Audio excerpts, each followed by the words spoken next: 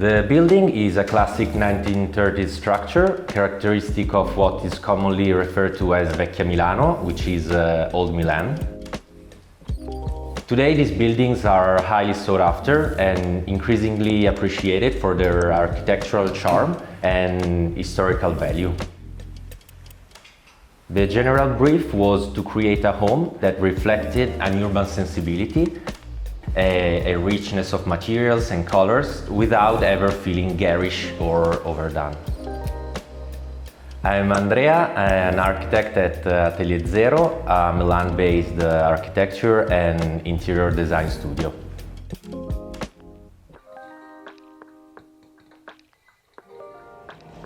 The apartment is located between the Porta Venezia district and Milan Central Station.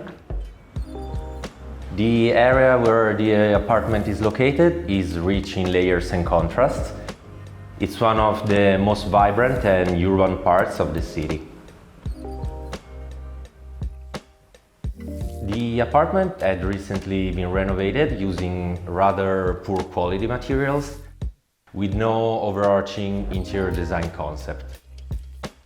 What struck us the most was the highly irregular floor plan. We created a niche in the corridor to accommodate a linear kitchen. The bathroom was divided into two parts.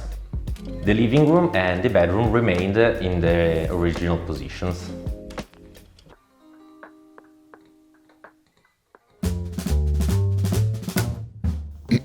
What does a magazine look like when you jam it full of intoxicating Greekness, dreamlike logic, Campeggio's convertible creations, roboty sculptures, Jaime Hayon's contagious creative compulsions, intimate home portraits from Japan, and Enzo Mari-inspired creatures? Well, it looks like this, and this, and this, and this. And it includes sexy as hell small apartments from Amsterdam, Athens, and Milan too, as well as a spectacular archive of stickers and labels telling stories of design histories. And it also features the 100% definitive and scientifically proven principles of timeless design. Disclaimer, not 100% definitive or scientifically proven. Wait, there's more. There is a salami factory turned art museum, and there are very unkitcheny kitchens, laundries, legacies, mythology, and some seriously hot pots. Oh my. Subscribe now to get yours with free worldwide shipping. The entrance is a color box. You step into an immersive space characterized by Mosaic Factory cement tiles and completed with a custom-made wardrobe.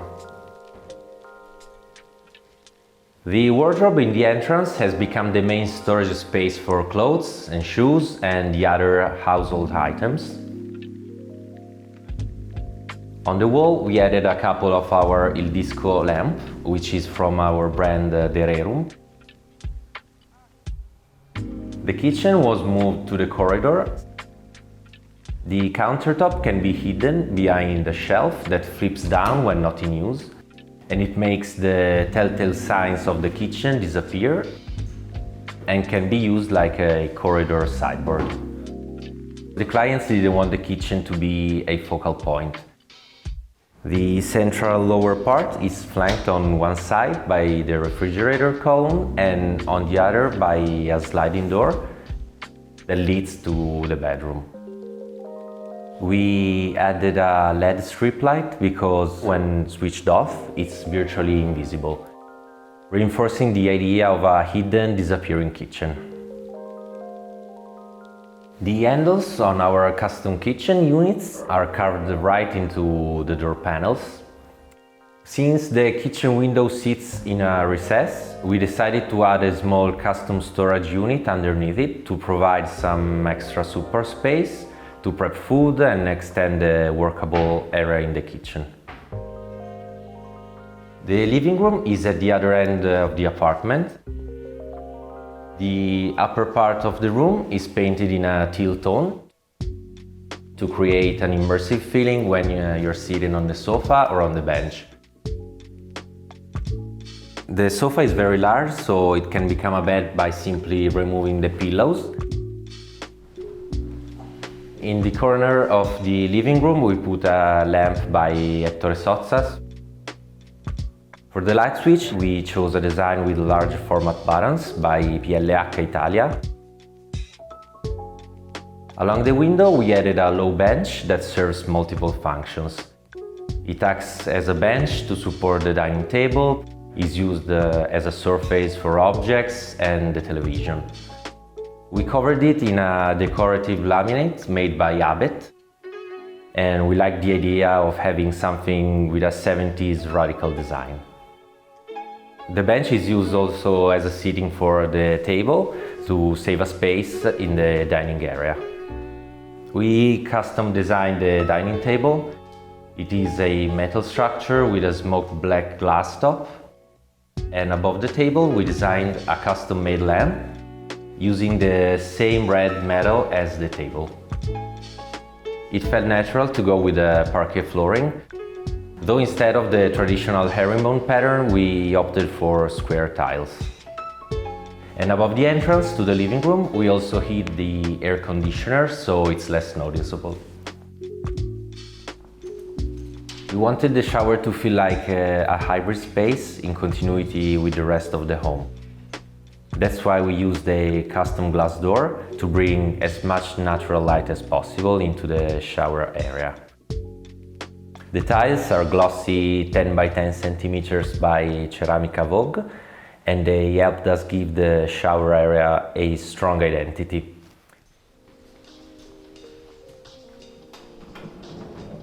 The bedroom is very minimalistic and serves only as a place for rest.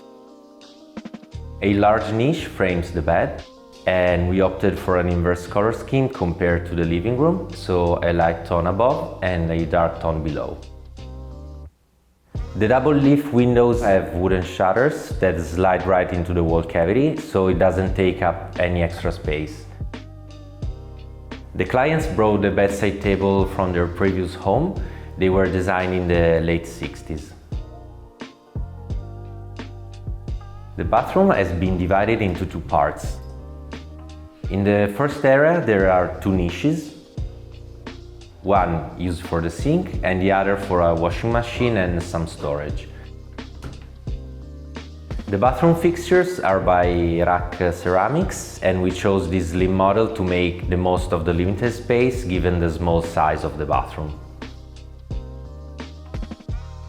Designing a small space is a truly rewarding challenge. The goal is not only to enhance its functionality and beauty, but also to create an atmosphere that reflects design sensibility and the personality of those who will inhabit this space. In this way, even the most compact layout can become a rich and layered narrative. Love this home? It's in the latest issue of our mag that's jam-packed with small home inspiration from Athens to Amsterdam, Melbourne to Milan. Subscribe by January 19th to receive your copy with free worldwide shipping. Sign up to our newsletter for subscriber-only content and exclusive offers. Visit nevertoosmall.com/subscribe.